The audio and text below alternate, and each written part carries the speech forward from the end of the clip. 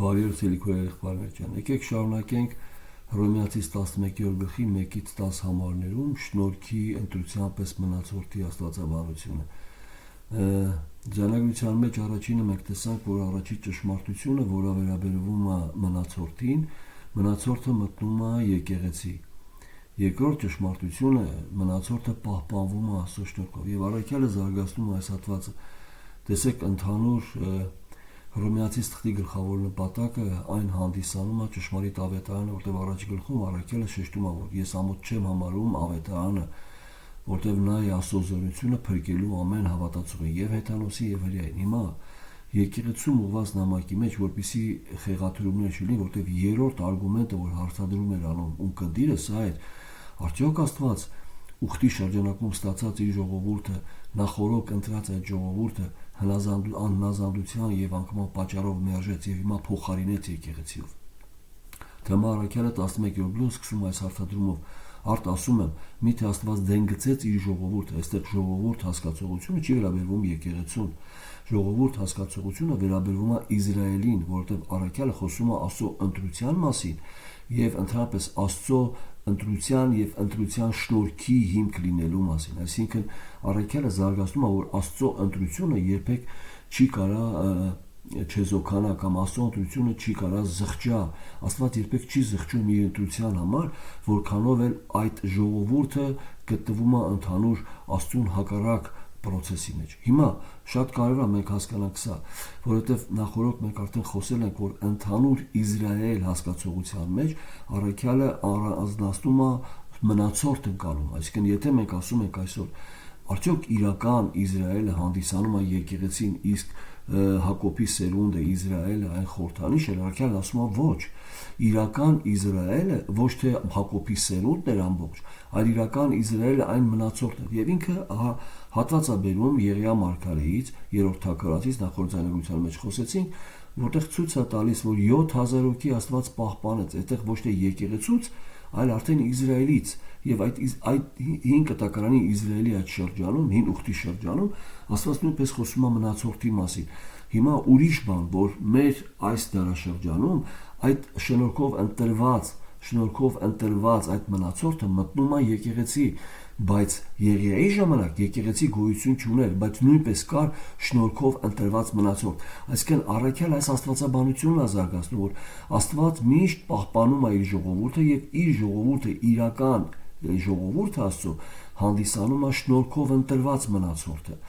5 կտակարանում Իսրայելի կյանքում, նոր կտակարանի շրջանում, հիմա մեր այս շրջանում եկեղեցու դիսպենսիայի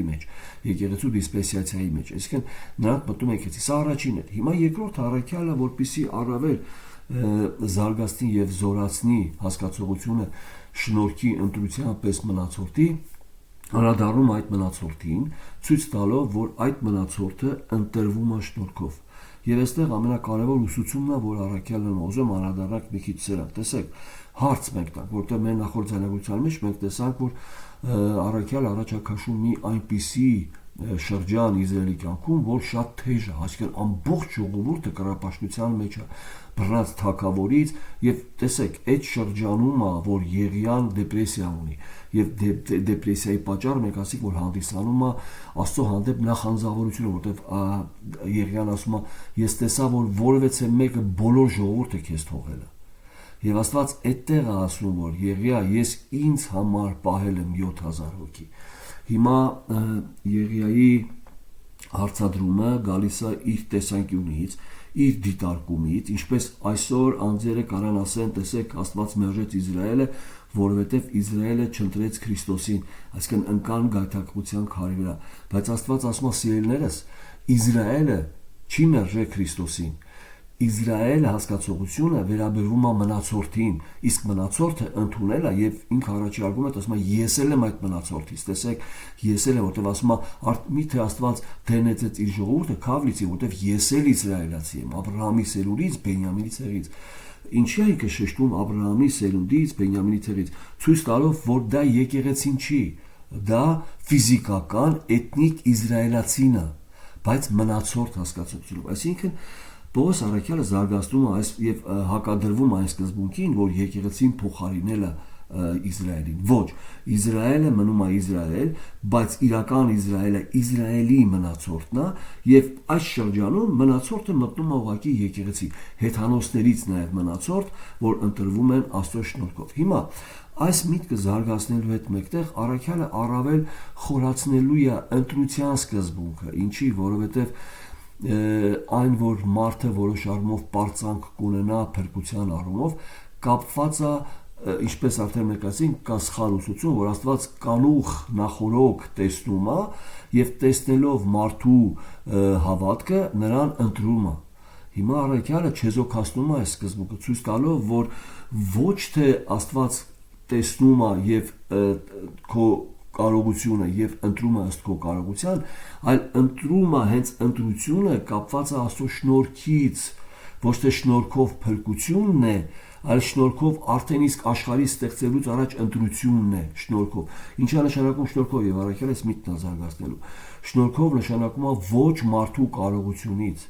շնորհքով նշանակում է ոչ արժանացած ընտրության։ Շնորհքով նշանակում է, որ նա քեզ նվեր է արել այդ ընտրությունը։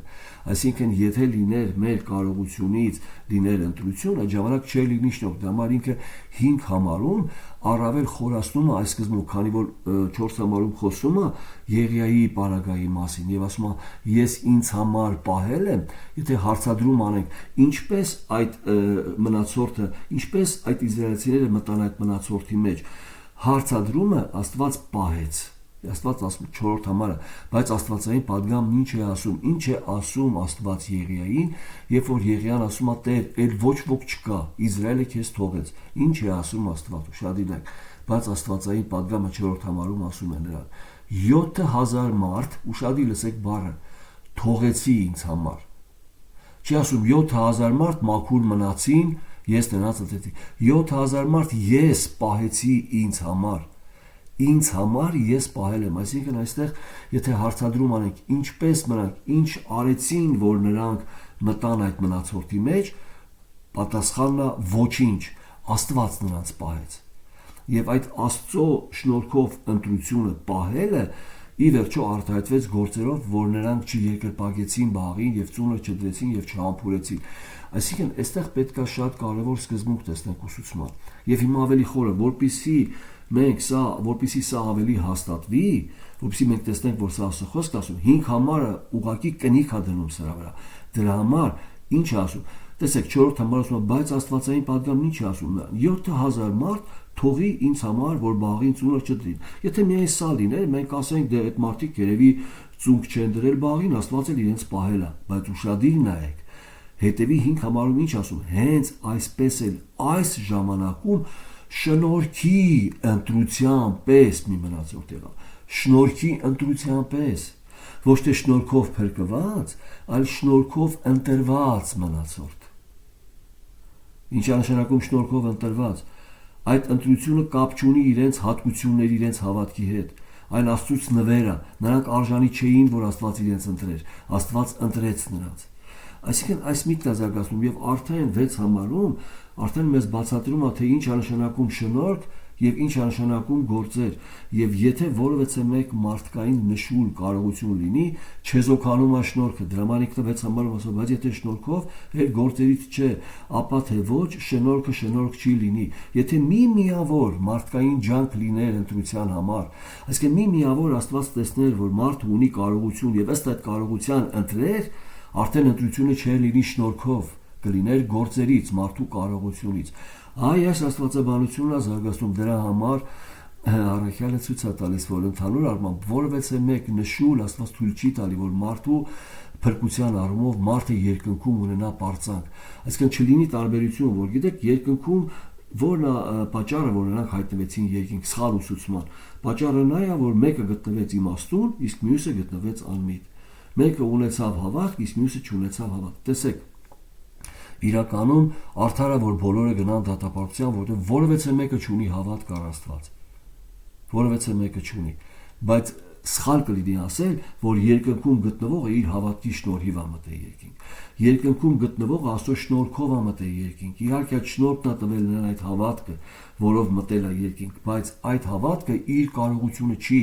Աստծո շնորհքով տրված հավատքն է։ Դրա համար առաքյալն ասում է Աստվածանից ոչ թե միայն մեզ պարգև եղավ կամ շնորհ եղավ նրան հավատալ, այլ նաև նրա համար չարչարվել Ֆիլիպպեցիս 1:29, այսինքն նույնիսկ Աստծո շնորհք է եղել, որ մենք նրան հավատանք։ Սա շատ կարևոր է։ Կամ Եփեսացիս առաջի գլուխը ինչպես հավատացինք նրա կարող զորության պես, այսինքն ինչպես այդ զորությունը մեր մեջ գործեց, այնպես էլ մենք հավատացինք Քրիստոսին։ Տեսեք, սա շատ կարևոր է, որ մենք հասկանանք, եկեք ավելի տեսնենք առաքյալ ինչպես է զարգացնում այս խորհուրդը։ Ընդհանուր առմամբ շնորհքով ընտրության ուսուցումը առաքյալի համար հանդիսանում է ընդհանուր հռոմեացիս թղթում կիզակենտրոն, որովհետև այս շնորհքի ընտրությունն է, որ առանձնացնում է շնորհքի Աստծուն, այսինքն որ ցույց է տալի, որ որևէ մի բան մարդկային կարողության հետ չի կապված, եւ չեզոքանում է այդ ուսուցումը, որ Աստված փոխարինեց Իսրայելին, որովհետև Իսրայելը մերժեց Քրիստոսին։ Ոչ, առաքյալն ասում է ամեն դարերում Աստված միշտ մնացորդ ունի եւ իրական Իսրայելը ոչ թե եկեղեցին է, այլ իրական Իսրայելը այդ Իսրայելի մնացորդն է։ Հիմա սա չի նշանակում, որ եկեղեցին Իսրայելը չի իրական։ Այո, եկեղեցին է շնորհքով փրկված հեթանոսներից, բայց իրական Իսրայելը, որի մասին մենք այսօր խոսում ենք, այն եկեղեցին չի։ Իրական Իսրայելը այդ ընդհանուր Իսրայելի մեջ շնորհքով պահպանված, Աստծո շնորհքով պահպանված եւ ընտրված մնացորդն է։ Տեսեք, Աստվածաշնչում մենք շատ պարզ տեսնում ենք ընդհանուր, եթե մենք անդրադառնանք առաքյալի մյուս թղթերին, շատ պարզ երևում է բոլոր թղթերի մեջ, եթե առաքյալն անդրադառնում է շնորհքին, որովհետև տեսեք, շնորհքի բաղադրիչն է, որ հանդիսանում է իրական հավատացյալի կյանքում մխիթարություն եւ փրկության ապահովություն։ Այսինքն, եթե ես իմ գործերով փրկվեի, իմ գործերը եթե չլիներ, այն կկորցնեի։ Դրա համար նրանք, որոնք վախի մեջ են եւ ինչպես Եղիան դեպրեսիայի մեջ են, որ միգուցե կորցրեցին կամ միգուցե կկորցնեն այս փրկությունը, այն չի ներգործում հավատացյալի կյանքում ջանք Աստծուն պտուղ բերելու համար։ Այն միշտ պահում է հավատացյալին վախի մեջ։ Սա առողջ վախ չի, սիրելիներս։ Ուրիշները կասեն, դե որ վախի մեջ մնա աստվածավախությունը լավ կլինի։ Ոչ, սա առողջ վախ չի, սա այն վախն է, որ մարդուն պահում է դեպրեսիայի մեջ։ Մարդը չունի ուրախություն փրկության։ Մարդը մղված չի Աստծուն շնորհակալություն ասելու, որտեղ շնորհքով փրկվել է, այլ մարդը միշտ մտածում է, որ հանկարծ մի բան չանի, որ փրկությունը կորցնի։ Այսինքն մարդը միշտ մտածում է իր կարողության վրա, այսինքն շեշտը դնում է իր կարողության վրա, ոչ թե հենվում է Աստծո կարող շնորհքով զորության վրա։ Մեզ սուրբ պահողը Աստծո շնորհքն է, սիրելիներս, նա է մեր մեջ ներգործում կամենալ եւ անելը։ Մեր կամքի վրա ներգործում Աստծո շնորհքը։ Եթե այդ ներգործությունը շնորհքի չլինի, մեր կամքը հակված է մեզ փառավորելու, մենք էգոցենտրիկ ենք։ Այսինքն Աստված է մեզ պահում Քրիստոսի մեջ իր շնորհքով։ Դրա համար, օրինակ, ամեն թղթերի մեջ առաքյալը միշտ մղում է հավատացյալին ավելի հուսալ շնորհքին, ոչ թե իրենց կարողությանը։ Նույնիսկ եթե առաքյալը մեղքի պայքարի ինչ-որ մի ուսուցում է տալի, կտեսնեք կենտրոնում դրված Աստծո շնորհքը եւ Աստծո զորությունը։ Կատարելապես հուսացեք այն շնորհքին, կատարելապես, այսինքն ամբողջությամբ, ոչ թե ինչ-որ մի մաս հուսացեք, ինչ-որ մի մաս հուսացեք ձեր կարողության, ինչ-որ մի մաս էլ ոչ կատարելապես, ամբողջությամբ հուսացեք Աստծո շնորհքին։ Սա առաքյալի իսկ որտեվ Աստծո շնորհքն է գործանողը։ Տեսեք, ուրեմն այս ընտրությունը Աստծո շնորհքով է, եւ այստեղ կարևոր է մենք տեսնենք, որ ոչ թե փրկությունն է շնորհքով, այսինքն վերջի արդյունքը փրկված է, այլ նրա ընտրությունն է շնորհքով։ Ոչ թե Աստված կանուխ տեսավ եւ ընտրեց, եթե Աստված կանուխ տեսնում է նույնիսկ, տեսնում է, որ ոչ ոք չի ասելու այո, տեսնում է, որ որևէ մեկը հավատ չունի առ Աստված։ Դրա համար ընտրում է շնորհքով, ոչ արժանիությունով, այլ անարժանաբար, ընտրելով մեզ որպես նվեր։ Հիմա սա կարևոր է, սա զորացնում է հավատացյալի հասկացողությունը փրկության եւ ընտրության վերաբերյալ։ Տեսեք, 2 Տիմոթեոս 2:20-ում առաքյալն ինչ ասում, եւ սա եկեղեցու մեջ, որպեսզի նույնպես առաքյալը զանազանի, որ իրականում կա Աստծո շնորհքով ընտրված մնացորդ, անդրադառնում է նաեւ եկեղեցուն, Տեսեք, 2 Տիմոթեոս 2-րդ գլխում արդեն առաքյալն անդրադառնում է սուտ սխալ վարդապետության 17 համարով կարդում ենք։ 2 Տիմոթեոս 2:17 Եվ նրանց խոսքերը քաղցկեղի պես ճարակում են, որոնցից են Հիմենոսը եւ Փելետոսը, իմիջիալոց ինքը վերևում ասում, որ նրանք ինչ են անում, բայց պիղծ ունայնախոսությունից ետ քաշվիր, պիղծ ունայնախոսությունը մեր հատվածում նշանակում է սուտ վարդապետությունից։ Պիղծ ունենախոսությունը մի փիլիսոփայի կան չի նշանակում չգիտեմ բամբասակ ուրիշ բան։ Պիղծ ունենախոսություն այս հատվածում նշանակում է սուտ վարդապետություն։ Ջանք արա, օրինակ 15 համասմա ջանք արա, որ քո անձը ընտիր կանգնեցնես Աստծո առաջին, ջանք արա, տեսնում եք ջանք, այդ ջանքը դու անում ես Աստծո շնորհքով։ Ջանք արա քո անձը ընտիր կանգնեցնես Աստծո առաջին, իբր մի մշակ առանց ամոթի, որ ճշմարտության խոսքն ուղիղ մատակարարես։ Այստեղ առաքյալը ասում է ջանք արա, ինչ է նշանակում քո անձը ընտիր կանգնեցնես Աստծո առաջին։ Այստեղ չի նշանակում սրբացման ընթացք, այլ նշանակում է քո վարդապետության մեջ մաքուր լինես։ Ջանք արա քո անձը ընտիր կանգնեցնես Աստծո առաջին, իբր մի մշակ առանց ամոթի, որ ճշմարտության խոսքը ուղիղ մատակարարես։ Այսինքն քո անձը լինի սուրբ եւ քո անձը համընկնի կամ ներդաշնակ լինի քո վարդապետության հետ, ողջամիտ վարդապետության հետ։ Որն է ողջամիտ վարդապետության հիմքում ընկած։ Ինչ է։ Աստծո շնորհքը, շնորհքի ներգործությունը, որpիսի դու ցույց տաս, որ քո կյանքը Աստծո շնորհքով է։ Չլինի Աստծո շնորհքի մասին խոսած, բայց ապրես մեղքի մեջ։ Հիմա ցրանից հետո ասում եմ, բայց պիղծ ունենախոսությունից, որտեղ շեշտը դրված է օտար վարդապետության, սուտ վարդապետության, որից չեզոքանում է շնորհքը։ Բայց պիղծ ունենախոսությունից ինչպես է չեզոքանում շնորհքը։ Փրկությունը թլպատությունով է, մյուս, այսինքն օրենքի գործերը կատարելով է։ Չկա շնորհք արդեն, կա մեր մարդկային կարողությունը։ Բայց պիղծ ունենախոսությունից ետ քաշվիր, որտեղ ավելի առաջ կգնան ամբարշտության մեջ եւ նրանց խոսքերը քաղցկեղի պես ճարակում են, որոնցից են Հիմենոսը եւ Փելետոսը, որոնք ճշմարտությունից մոլորվել են, ասելով թե մեռելների հարությունը արդեն եղել է եւ կործանում են ոմանց հավատքը։ Մեռելների հարությունը արդեն եղել է, այլ հարություն չկա, այսինքն եթե հարություն չկա, սա նշանակում է այլ դատաստան չկա, այսինքն եւ կործանում են ոմանց հավատքը, այսինքն նրանց մղում են ապրելու ինչպես ուզում են։ Տեսեք, սա շատ կարեւոր է։ Որոնց ճշմարտությունից մոլորել ասելով թե մեռելների հարություն չկա, արդեն եղած է եւ կործանում են ոմանց հավատքը։ Հիմա ուշադիր նայեք հետևից, բայց Աստծո հաստատ հիմքը կանգնած է։ Ուշադիր տեսեք, ինքը ցույց է տալի եկեղեցում մարդիկ, օտար վարդապետություն, բայց անդրադառնում է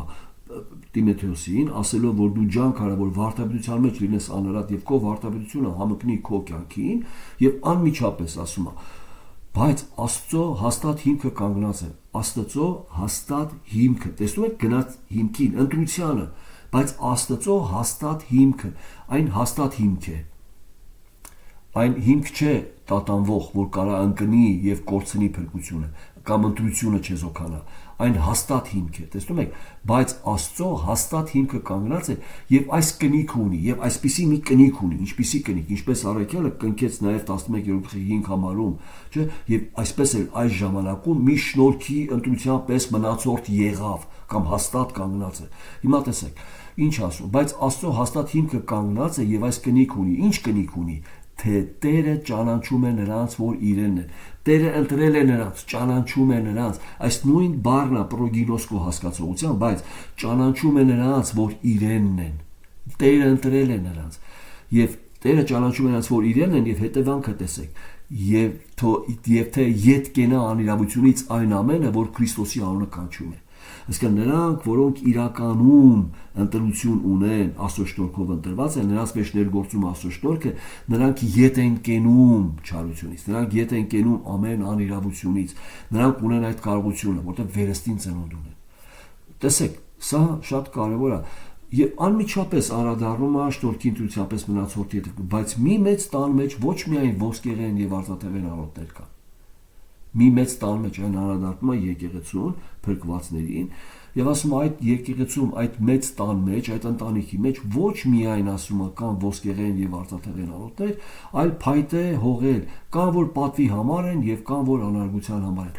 կան որ ընդհանուր այդ եկեղեցու շրջանի մեջ կան որ իրենց համարում են հավատացյալ եւ կան որ իրական հավատացյալներ են, կան որ ասում են որ իրենք փրկված են եւ կան իրական փրկվածներ։ Եվ անմիջապես հետևից, եթե մեկը իր անձը մաքրե այսպիսիներից, նա պատվական անոթ կլինի։ Գիտեք ինչի մասին է խոսում։ Եթե մեկի կյանքում տեսնում եք սրբացման ընթացք Քրիստոսին ձգտում, դա նշանակում է ինքը պատվական անոթ է, դա նշանակում է ինքը արդեն Աստծունն է, սա ցույց է տալի ամեն բարի գործերի համար պատրաստված։ Ամեն դեպքում ինչի է սա ցույց տվեցի, որովհետև շատ կարևոր է տեսեք, բայց Աստծո հաստատ հիմքը կանգնած է։ Ի նկատի ունի ոչ թե որ մենք բարի գործեր ենք անում եւ ընտրվում ենք,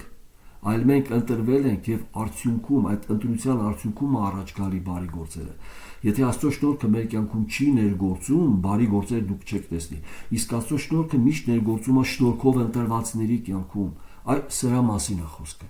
Պետքա զանազանենք եւ ինքը ինչ անում, տեսեք այս հատվածի մեջ առաքյալը քաջալերում է Տիմոթեոսին, ցույց տալով, որ դու այդ հաստատ հիմքից մեկն ես։ Ջանքարա, որ արտահայտես Աստծո շնորհքը քո կյանքում։ Սա կարևոր է։ Այս առումով մենք պետք է շատ զգույշ լինենք իրական հավատացյալին նկարագրելուց։ Այդ օտար վարդապետությունները, որոնք չեզոքացնում են ընդհանրապես կամ փոքրացնում են կամ չեզոքացնում են ընդհանրապես Աստծո շնորհքը, շատ զգույշ պետք է լինես։ Մեր ուրախությունը փրկության առումով այն կապված է մեր Աստծուց ընտրվելու հետ։ Այսինքն մենք ընտրվել ենք Աստծուց, դրա համար մենք դարձանք Աստծո։ Սա ամենակարևորը եւ այդ ընտրությունը աշխարհը ստեղծվելուց առաջ է։ Ինչպես Քրիստոսը աշխարհը ստեղծվելուց առաջ ընտրվեց որպես փրկիչ, այնպես էլ մենք ընտրվեցինք որպես Քրիստոսին ընդունողներ, այսինքն, բայց մենք ծնվում ենք բոլորս մեղավոր բնությունով, եւ կա մեր կյանքում ինչ-որ մի հատված, որ Աստծո նախախնամությունը մեզ բերում այդ կետին, որտեղ մենք դառնում ենք դեպի Աստված, որովհետեւ այդ ընտրությունը եղել է աշխարհը ստեղծվելուց առաջ։ Սա շատ կարեւոր է մենք հասկանանք։ Դա համար առաքյալը այս հատվածում ավելի մեծացնում է մեր փրկության սկզբունքը, ընտրությունը ցույց տալով, որ դուք Աստծո կողմից նախասահմանված եք եղել։ Տեսեք, կա այսպիսի մի փոքր ֆորմուլա։ Նրանք, որոնք մտնում են երկինք, մարդկորեն սա մի օրինակ է, ես այդ օրինակը բերեմ։ Երբ որ դուք մտնում եք երկինք, այդտեղ դռան վրա գրված է բարի գալուստ երկինք կամ բարի գալուստ Աստծո փառք։ Երբ որ դուք մտնում եք դռնից եւ անցնում եք եւ հետ եք նայում, հետևում գրված է դուք ընտրված եք։ Այսինքն տեսեք, այո, սկզբում բարի գալուստ է, բայց իրականում այդ բարի գալուստի հիմքում ընկած է մեր աշխարհը ստեղծվելուց առաջ ընտրությունը։ Դրա համար սա ավելի մեծացնում է Աստծո հանդեպ մեր Աստծո սերը մեր հանդեպ ունեցած։ Այդ ընտրությունը ուղղակի արտահայտում է, որ ոչ թե մենք սիրեցինք, այլ ինքը սկզբից սիրեց։ Տեսնում եք, այստեղ ամբողջ խնդիրը, եւ սա է սերը, որ սկզբից նա մեզ սիրեց, ոչ թե մենք։ Մենք չունենք կարողություն Աստծո սիրելու։ Եթե ընտրություն չլիներ, եթե Աստծո շնորհքի ներգործություն չլիներ, ինչ Քրիստոսին նմանվելու, Քրիստոսին սիրելու, մեղքի դեմ պայքարելու մասին խոսք ոչ մի։ Եվ այստեղ շատ կարևոր է մենք հասկանանք, որ շատ զգույշ պետք է լինենք հավատացյալին նկարագրելուց, եւ նույն կերպով Աստված վարվում է Իսրայելի հետ։ Նույն կերպով Աստված ցույց է տալի, որ Իսրայելին դեն չեմ նետե, իրական Իսրայելը այն մնացորդն է, որը ես պահպանել եմ, եւ իրական եկեղեցին այն մնացորդն է, որը ես պահպանել եմ, որը ունի շնորհքով ընտրություն։ Հիմա այստեղ կարևոր մի սկզբունք է, նրանք, որոնք ասում են, որ իրական Իսրայելը եկեղեցին է, առաքյալը կոտրում է այդ ուսուցումը, ամբողջությամբ կոտրում է, եւ եթե մենք ասենք, որ իրական Իսրայելը հանդիսանում է եկեղեցին, ուրեմն մենք ուղղակի խեղաթյուրում ենք այս մեր հատվածը, Հռոմեացիս 11:5 համարը կամ 4 համար, որտեղ խոսքը գնում է 7000 հոգի իսրայելացիների մասին, որտեղ հին ուխտի մեջ Աստված պահպանեց նրանց նույնպես որպես մնացորդ։ Դրա համար եկեղեցին, սիրելիներս, եկեղեցի է, որը նույնպես հեթանոսներից մնացորդ է, շնորհքով ընտրված, իսկ իրական Իսրայելը ըստ առաքյալի, այն Հակոբի սերունդի մնացորդն է, այն մնացորդը, որը փրկություն է մտնում։ Եվ հիմա կարևոր հարցը։ Հիմա ինչպես են նրանք պահպանվում որպես մնացորդ։ Ինչը նպաստեց, որ նրանք մտան այդ մնացորդի օղակների մեջ։ Եվ պատասխան ոչ մի բան մարդկային։ Միայն Աստծո ձրի շնորհքը, միայն Աստծո կամքի ընտրությունը։ Աստված կամեցավ նրանց ընտրել։ Ինչու՞։ Մենք չգիտենք։ Դա միայն Աստծո հաճությունն է։ Դա Աստված կամեցավ եւ ընտրեց։ Դրա համար մեզ համար դա դառնում է շնորհքով ընտրություն։ Պարգև մի բան, որին մենք չենք արժանացել։ Միգուցե նրանք ավելի իմաստուն գտնվեցին մյուս իզրայելացիներից, որ չերկրպագեցին Բաղին, եթե այսպես ասենք, մենք կփոխենք տեղերը ձիու եւ սայլի, հետո առաջ կդնենք։ Ոչ, պատճառը հետևանքից տարբերություն կդնենք։ Իրականում մեր հատվածում առաջնայինը Աստված է իր ընտրությունով, հետո նոր այդ ընտրության արդյունքում նրանց սրբությունը կամ Բաղին չպաշտելը։ Սկզբում ընտրությունն է, հետո գործերը, ոչ թե գործերը, հետո ընտրությունը, այլ ընտրությունը, որի հետևանքում առաջ են գալիս սուրբ գործերը։ Այս որպեսի սա առավել տեսնեք, եկեք անդրադառնանք արդեն 5 համարին։ Ուրեմն տեսեք, 5 համարում հենց այսպես էլ այս ժամանակում շնորհքի ընտրության պես մի մնացորդ եղավ, պատասխանում է 4-րդ հարցին, որ ես թողի ինձ համար բաղին ծունր չդրի, ես թողեցի ինձ համար։ Առաքյալ ասում է այդ Աստված, որ պահեց, շնորհքի ընտրությունով պահեց նրանց, շնորհքով ընտրեց նրանց եւ պահեց։ Եվ հետո արդեն 6 համարում բացառում, բայց եթե շնորհքով, էլ գործերից չէ։ Ինչ է, այսինքն նրանց բաղին ծունր չդնելը ոչ թե նրանց կարողությունից էր, այլ շնորհքով ընտրվածությունից էր։ Բայց եթե շնորհքով, էլ գործերից չէ, ապա թե ոչ շնորհքը շնորհք չի լինի, ապա թե ոչ եթե մի փոքրիկ գործ ավելացնեն, գիտեք մարդիկ ինչ են ասում են դե ամեն դեպքում Աստված շնորհքով պատրաստեց փրկությունը, բայց առաջի քայլը ես պիտի անեմ։ Քո առաջի քայլը ջնջում է բոլոր Աստծո շնորհքը։ Եթե դու ես անում այդ քայլը, դու երկնքում մտնում ես ոչ թե Աստծո շնորհքով, այլ քո քայլով, այլ քո հավատքով, դա քո կարողությունն էր։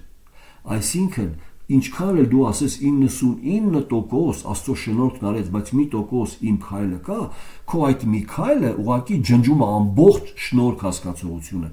Դրամա առաքյալը 6 համարում բացատրում է, որ 5-ում ասում է այնպես էլ այս ժամանակում շնորհքի ընտրության պես մի մնացորդ, շնորհքով ընտրված մի մնացորդ, ոչ թե մարդու գործերով, բացատրում է, բայց եթե շնորհքով են այդ մարդիկ ընտրված, այլ գործերից չեն, այլ իրենց կարողությունից չի նրանց ընտրությունը, ապա թե ոչ շնորհքը այլ շնորհք չի լինի։ Ապա թե ոչ շնորհքով չեն ընտրվել, իրենց կարողությունով են ընտրվել։ Աստված նախորոք տեսել է նրանց հավատքը եւ ընտրել է նրանց։ Այսինքն սա եղավ գործերից, բայց եթե գործերից է, այսինքն կարողությունից է, էլ շնորհք չէ, ապա թե ոչ գործն էլ գործ չէ, այսինքն ապա թե ոչ նշում է, իսկ եթե շնորհք է գործ չէ, գործը գործ չէ արդեն, այն շնորհք է, մարդու կարողությունը չի, այն շնորհքն է, եւ շատ կարեւոր է, որպեսզի սա տեսնենք, առաքյալը զարգացնում է այս վարդապետությունը։ Ամեն դեպքում մենք պետք է հասկանանք այս կարևոր սկզբունքը, ոչ թե փրկությունն է առաքյալը շեշտում, որ շնորհքով է,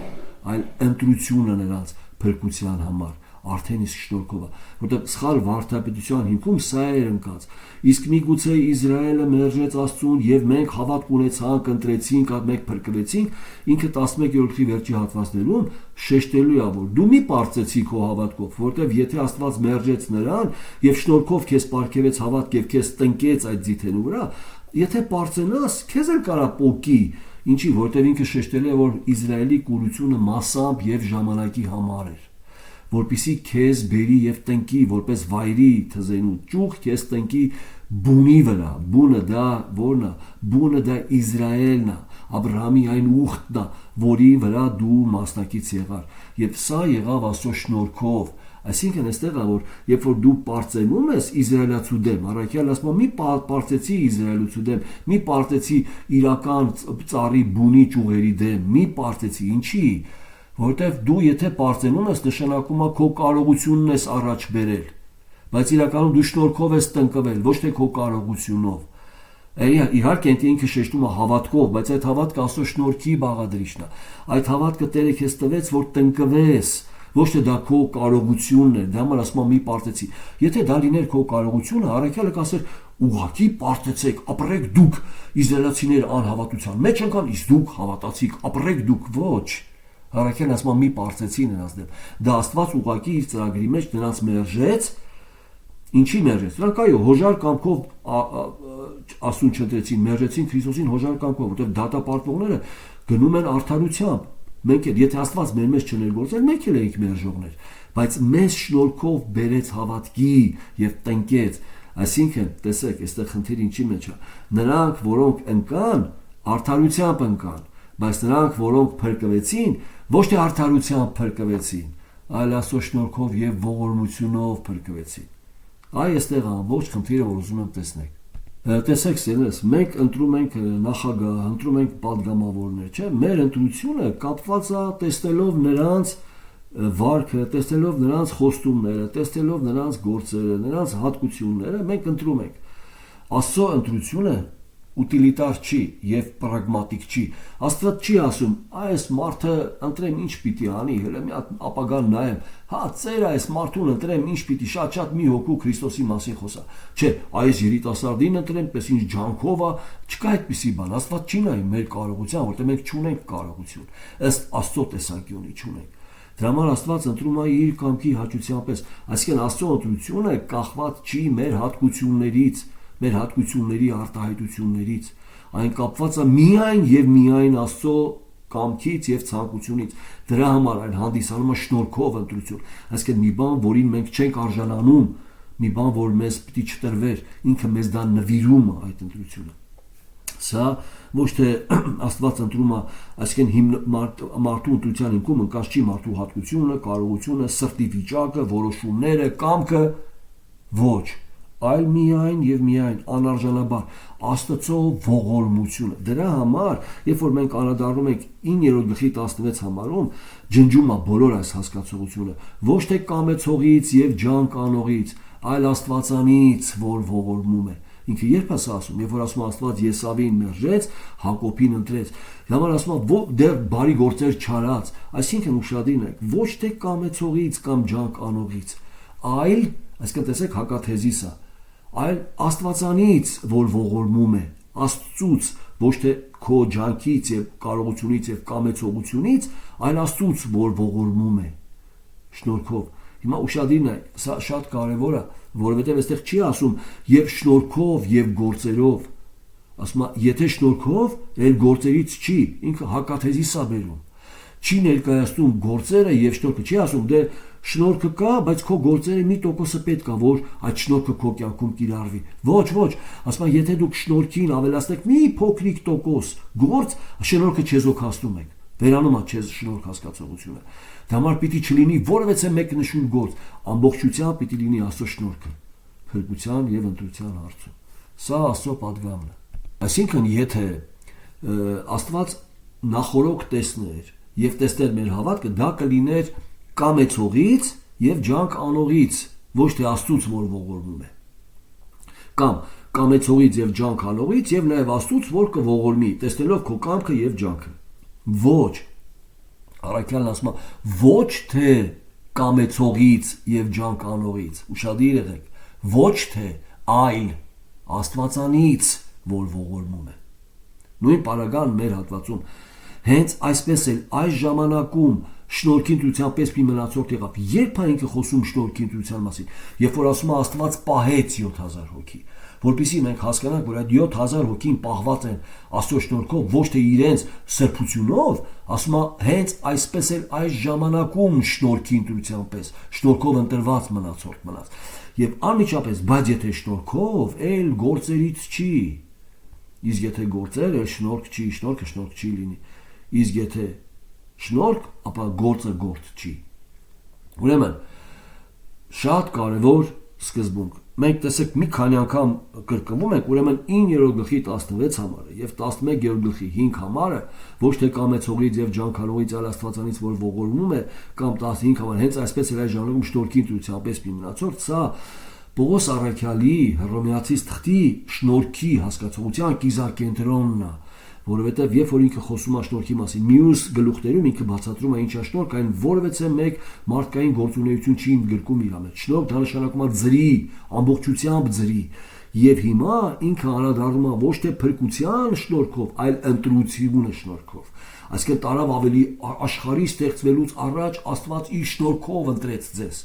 Դրա հետևանքում է, որ դուք Քրիստոսին այո ասեցիք եւ ապաշխարեցիք, վերստին ծնվեցիք եւ հավատացիք, գալում եք եւ հիմա սրբացման ընթացքի մեջ եք, նմանվում եք Քրիստոսի եւ մտնելու եք երկինք։ Ինչի՞, որտեղ աշխարհի ստեղծվելուց առաջ Աստված իր շնորհքով ձեզ ընտրեց որպես մնացորդ, ձեզ ընտրեց մնացորդի մեջ մտնելու համար, որպես իրական Աստծո ժողովուրդ։ Սա կարևոր է։ Ինչու է Աստված ընտրում շնորհքով, անկախ մարդու գործերից։ 6 համարն ասում է, որպիսի որևէ մեկ նշույլ գործ չերևա։ Ինչի, որպիսի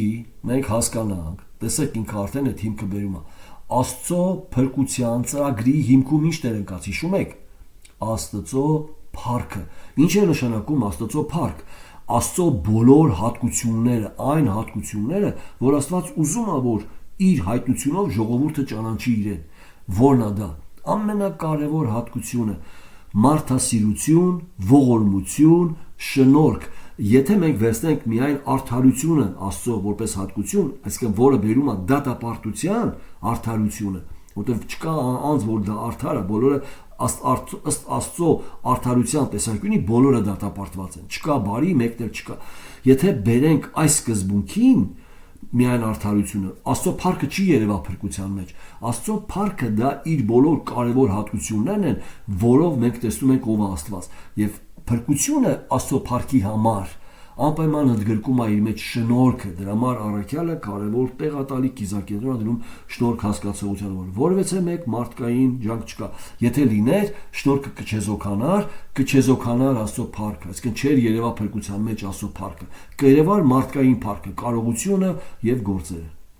Սրա համար Աստված ամբողջացնում է։ Եվ տեսեք, հենց Եփեսացիս 2:8-9 համարներում հենց այս մասին է խոսում։ Ուշադիր նայեք, 8-րդ համար, որովհետև շնորհքով եք փրկված հավատքի ձեռով, եւ սա ոչ թե ձեզանից է, այլ Աստծո պարգևն է։ Ինչ է։ Փրկությունը միայն ոչ, որովհետև շնորհքով եք փրկված հավատքի ձեռով։ Շնորհքով եւ հավատքի միջոցով միասին է ասվում։ Եվ այս երկուսը ոչ թե ձեզանից է, այլ Աստծո պարգևն է, ոչ թե գործերից քո հավատքից, այլ որ մեկը չպարծենա, վասզի նրա ստեղծվածն են Քրիստոս Հիսուսով հաստատված բարի գործերի համար, որոնց համար Աստված առաջուց պատրաստեց մեզ, որ նրանցում վարվենք։ Առաջուցը ինչի հետ է կապված։ Այն ընտրության հետ, շնորհքով ընտրության հետ մեզ ընտրեց, որ այսպես լինենք, ոչ թե մենք այսպես էինք մեզ ընտրեց, այլ ընտրեց, որ այսպես լինենք։ Այսինքն պետք չի ձին սայլից հետ դնել։ Ձին առաջ, սայլը հետևից, բարի գործերը սայլն է, ձին մեր ընտրությունն է, ընտրություն, հետո սայլը, ձին, հետո սայլը, հետո գործերը, ոչ թե գործերը, հետո ոչ թե հավատքը, հետո ընտրությունը, այլ առաջ հավատքը, հետո ընտրությունը, այլ սկզբում ընտրությունը, հետո հավատքը։ Սա է իրական Աստծո շնորհքի ուսուցումը, որ առաքյալը անում այս հատվածում։ Տեսեք, մենք մի քիչ շատ խորացանք այս սկզբունքի մեջ, ինչի, որովհետև սա կարևոր է այն սխալ վարդապետությունը, որը մարդկանց բերում է հիասթափության, զրկում է փրկության վերաբերյալ ապահովությունից առաջացած կամ արտադրված ուրախությունից փրկության, որը մղում է մեզ Քրիստոսի համար անելու։ Այս կյանքում, եթե ես չունեմ փրկության վստահություն, եւ փրկության վստահություն չէ, որ եթե Աստծո շնորհքը չի սփրկի իմ գործերը, եւ իմ գործերով ինձ պահում եմ։ Նրանք, որոնք հավատում են, որ իրենց գործերով փրկվել են, նրանք էլ իրենց գործերով կկորցնեն փրկությունը։ Միանշանակ։ Նրանք, որոնք վախենում են, որ փրկությունը կկորցնեն, որովհետև հույս են դրել իրենց կարողության վրա, միանշանակ իմացեք, որ դուք արդեն կորցրել եք ձեր փրկությունը։ Որտեղ ձեր կարողությունը երբեք ձեզ չի կարող պահի Քրիստոսի մեջ։ Դա միայն Աստծո շնորհքն է։ Ուրեմն, սա կարևոր ուսուցում է։ Եվ ամբողջացնենք, այս պատճառով ընտրությունը շնորհքով է եւ ոչ թե կանխագիտությունով։ Սա առաքյալի ուսուցումը։ Եվ մենք կարդում ենք Եփեսացիս ոչ թե գործերից, որ մեկը չպարծենա, ոչ թե գործերից, որ մեկը չպարծենա։ Եվ նույնն է ինքն անում Հռոմեացիս 11:6-ում։ Եթե շնորհքով, էլ գործերից չի, այսինքն կանխագիտության վարկածը, ինչպես մենք արդեն խոսեցինք առաջի ձայնագրության մեջ, կանխագիտություն պրագինոսկո, այն նշանակում է նախորոք ընտրել, ոչ թե նախորոք ճանաչել, տեսնել, ոչ թե Աստված նայում է ապագան եւ տեսնում է ինչ ես անելու ընտրումը։ Աստված է քեզ որոշում, իր որոշումը, այսինքն Աստված քեզ ընտրում է սկզբից։ Եվ այստեղ է կարևոր, որ մենք անդրադարձել ենք սա, մենք ունենք ձայնագրություն, դուք կարող եք նայեք այս կնատրության հարցում, ոչ թե սկզբում Աստված չեզոք տեղից ընտրեց մարդուն փրկության եւ բոլորին ընտրեց, մեկին ընտրեց փրկության, մեկին դատապարտության, ոչ թե չեզոք, այլ արդեն իսկ տեսնելով մեղքի անկումը, որ որևէ մեկը իրեն չի ընտրելու, այդ անկումը տեսնելուց ընտրեց ոմանց փրկության, այսինքն ոմանց վրա իր ողորմությունը, ոմանց թողեց արդարությունով։ Այսինքն այստեղ չկա որևէ մեկ Աստծո հանդեպ ունեցած անիրավություն, ինչի, որովհետև որևէ մեկին Աստված երբեք չի խոստացել, որ պիտի ընտրի։ Աստված խոստացել է իր արդարությունը, այսպես արեք եւ չեք դատապարտվի, բայց մենք տեսնում ենք, որ այդ խոստումը այսպես արեք, այն արդարության բաժինն է։ Իսկ փրկությունը ողորմության, որը արդարությունից ատա։ Մենք այս մասին շատ ենք խոսացել, չեմ ուզում նորից անդրադառնալ սա։ Ուրեմն սա առավել զարգացնում այն կոնցեպտը, որ շնորհքի ընտրության պես մի մնացորդ ես գիտեմ, որ ես ընդհանրապես եթե անդրադառնամ անկեղծ լինեմ իմ անձի հետ, ես զարմանում եմ ինչի Աստված ինձ ընտրել, որտեղ չի եղել մի բան, որի համար Աստված ընտրել է ինձ։ Այսինքն տեսեք, եթե դուք անկեղծ լինեք, ուղղակի կտեսնեք, որ ամբողջությամբ Աստծո շնորհքն է, որ մեզ բերել է փրկության։ Մենք էլ մի ժամանակ բոլորի նման հոգեորապես մահացած այս աշխարհի հոսանքով, օդի իշխանի ներգործությունով ընթանում էինք, բայց Աստված, որ մեծ է իր ողորմությունով եւ սերով, մենք որ մեռած էինք, մեզ կենթանի արեց։ Եկեք այդ մասին ընթերցենք, որպեսզի ավելի ամբողջական տեսնենք սա Եփեսացիս։ Տեսեք, որոնց մեջ մենք ամենքս Եփեսացիս 3-րդ ցույց է տալի 3 կարևոր ուժ մարդու վրա ներգործող, տեսեք։ Եվ դուք որ մեռած էիք, տեսեք, շատ կարևոր սկզբունք է։ Եվ դուք որ մեռած էիք հանցանքներում եւ մեղքերում, որոնցում մի ժամանակ գնում էիք այս աշխարհի սովորության պես, մեկ օդի իշխանության պես, այն հոգու պես, որ հիմա ներգործում է ապստամբության որդիների մեջ, որոնց մեջ մենք ամենս էլ մի ժամանակ ման էին գալիս մարմնի եւ մեր մարմնի ցանկություններում, մարմնի եւ մտքի կամքը կատարելով 3 ազդեցություն մարդու վրա եւ բնության բարկության որդիկ էինք ինչպես ուրիշները։ Ծնվել էինք այդպեսին, բայց կար ընտրությունը աշխարհի ստեղծվելուց առաջ։ Բայց Աստված, որ մեծ է կախագիտությունով, ոչ, որ մեծ է ողորմությամբ, մեծ ողորմություն, իր շատ սերի համար, որ սիրեց մեզ, երբ որ մեռած էինք հանցանքներում, երբ որ մեռած, չի ասում, երբ որ տեսավ մեր հավատքը, երբ որ մեռած էինք հանցանքներում, երբ ենք մենք մեռած, արդեն Աստված տեսնում է մենք մեռած ենք, եթե նայում է ապագան,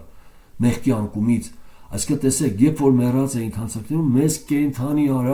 կենթանի արավ, ինչով, կենթանի անելը ինչով է, շնորհքով, ուշադիր նայեք, երբ որ մեռած էինք հանցանքներում, մեզ կենթանի արավ Քրիստոսի հետ, անմիջապես շնորհքով եք փրկված։ Այս կենթանի անելը շնորհքով է կենթանի անում, շնորհքով եք փրկված։ Նրա հետ մեզ հարուցանեց եւ նրա հետ երկնամներում նստեցրեց Քրիստոս Հիսուսը, որ նոր եկող դարերում ինչի սա արեց իր շնորհքով, որ նոր եկող դարերում հավիտյան ցույց տա իր շնորհքի գերազանց մեծությունը։ Ոչ թե ցույց տա մեր կարողությունը, ասի ապրեք դուք հավատացիք, այլ ցույց տա իր շնորհքի գերազանց մեծությունը։ Այսինքն երկինք մտնողը գովաբանում է Աստծո շնորհքը, ոչ թե իր կարողությունը, ոչ թե իր իմաստությունը, որ ինքը կարողացավ իմաստուն գտնվեց մյուսներից ավելի։ Չկա պարծանք։ Երկինք մտնողը գովասանում է Աստծո շնորհքը։ Ես Աստծո շնորհքով եմ այստեղ։ Ուրիշ ոչ մի կերպ չէի կարող գալ ես երկինք։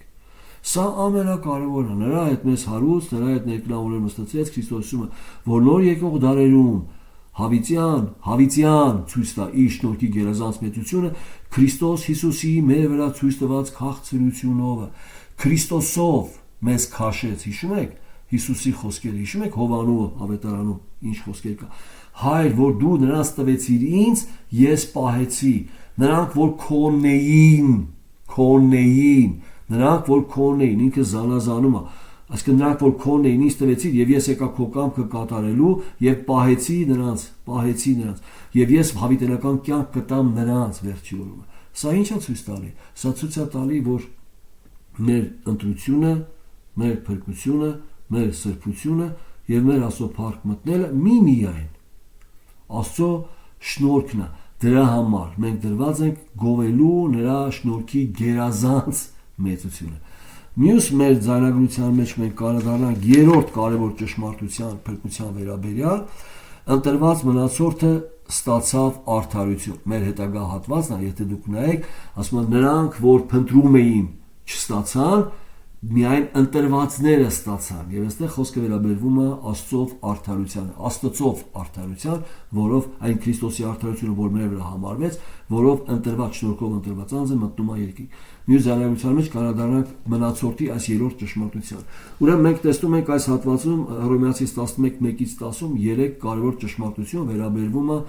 մնացորդի աստվածաբանության։ Առաջինը, շնորհքով մնացորդը մտնում է եկեղեցի այս շրջանում, երկրորդ, շնորհքով մնացորդը պահպանվում է Աստծո շնորհքով, Եվ երրորդ մենք կտեսնենք ընտրված մնացորդը ստանում է արդարություն Քրիստոսով։ Տերը ձեզ օրհնի իր փառքի համար։ Ամեն։